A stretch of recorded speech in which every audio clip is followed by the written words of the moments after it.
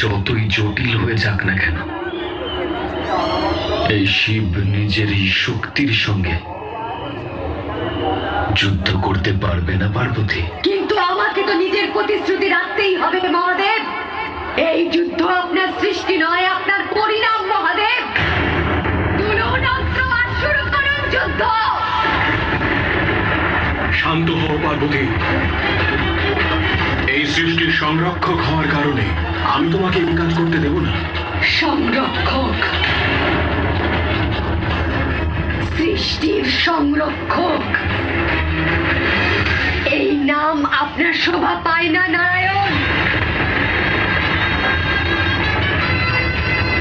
একজন মায়ের সৃষ্টি হলো তার নিজের সন্তান, আর আপনি আমার সন্তানের হত্যা চুপ করে দেখলেন নারায়ণ।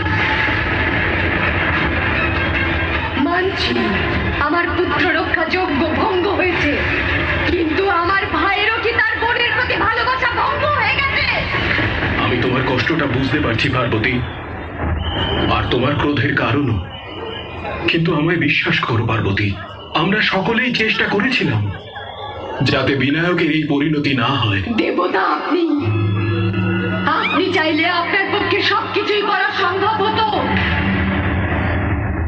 যদি আপনি চান আমি বিরত হই, তাহলে একটাই পথ আছে আপনার কাছে, আমার পুত্রকে